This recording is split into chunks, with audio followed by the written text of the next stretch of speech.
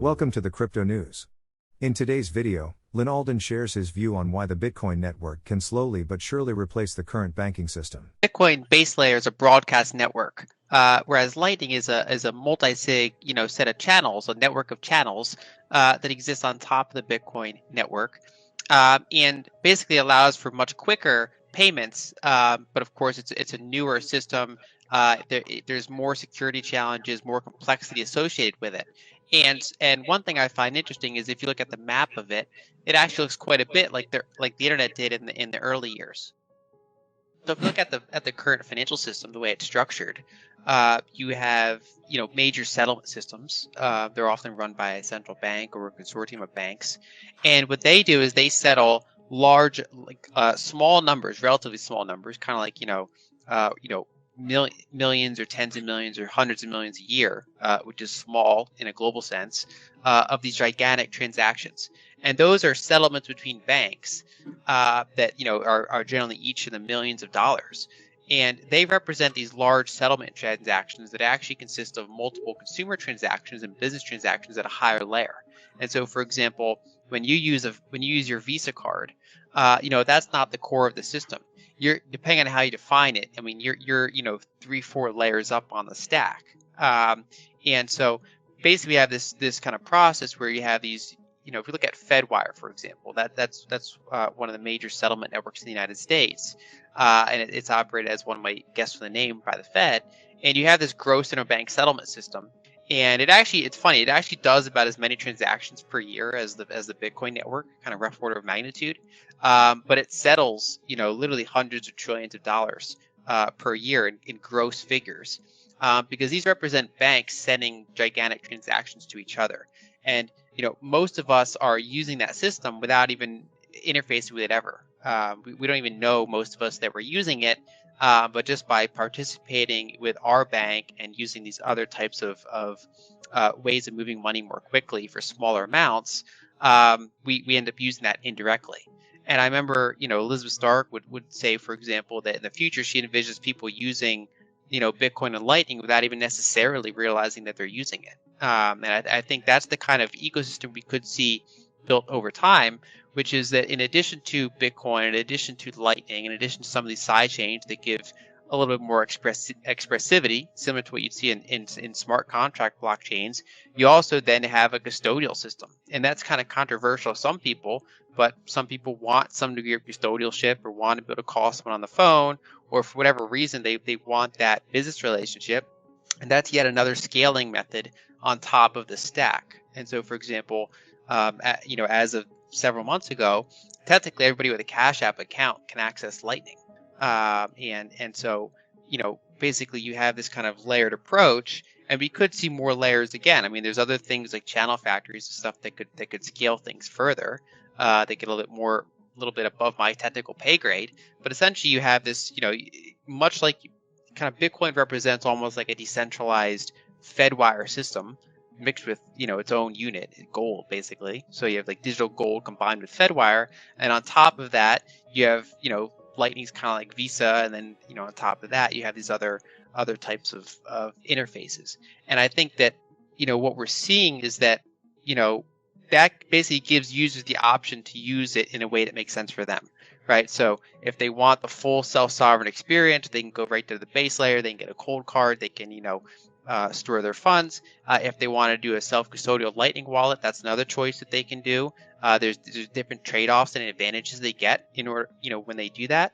Or they can use a custodial solution, and basically as they kind of pick their own adventure on that, they're basically solving for whatever need they have, and the network's there for them the way they want to use it. So obviously levels of decentralization matter differently on different layers, right? So on the Bitcoin base layer, decentralization is almost all that matters. Basically optimizing for the most possible decentralization, because that's what's enforcing, the basically complete network censorship at the base layer, as well as enforcing the rules of the network, including monetary, supply and things like that. Whereas in the Lightning layer, what you're mainly worried about is the risk of censorship.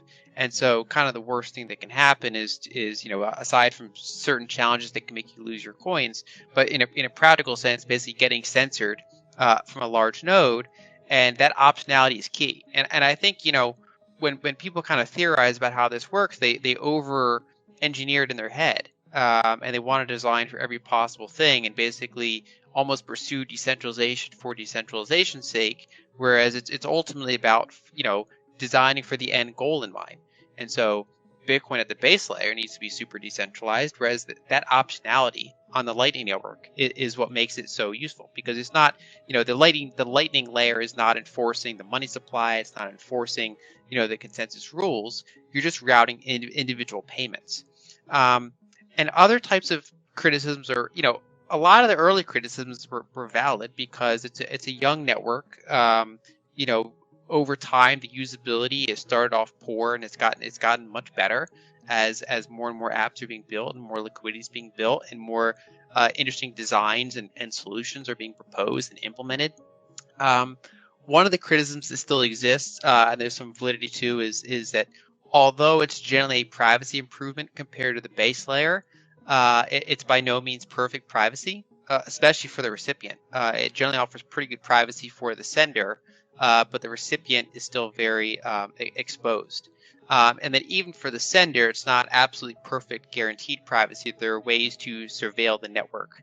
And so I think the key thing to keep in mind there is that there are a lot of things being worked on to continue making the Lightning Network more private over time.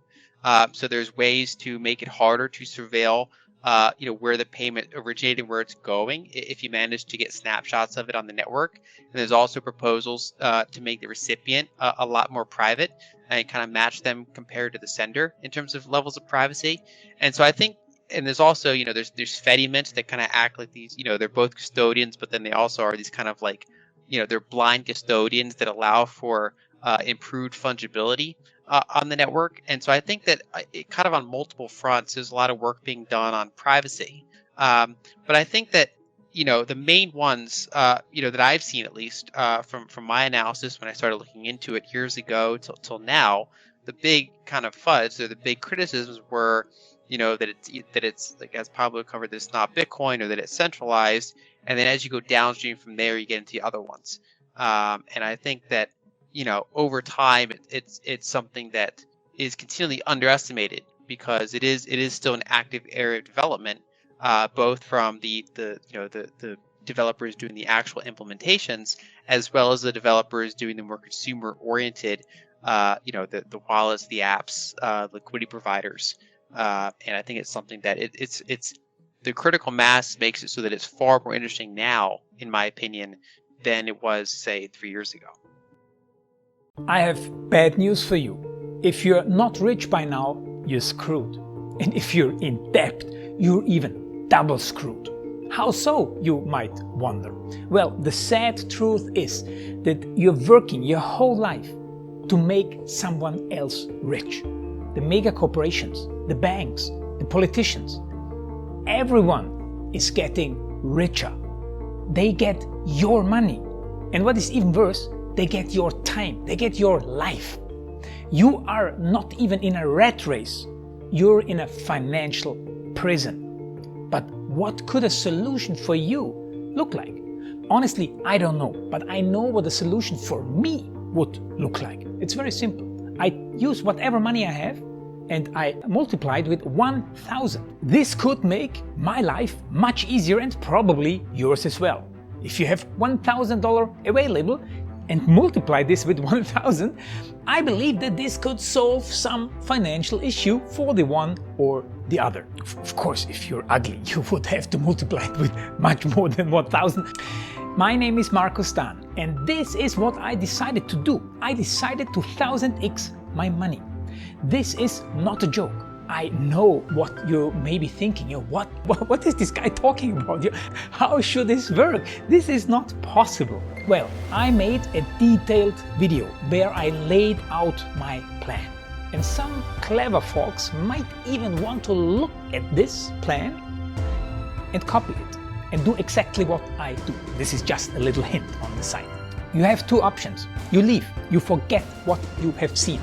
You do whatever you're doing and you hope that somehow you get some other results. Good luck with that.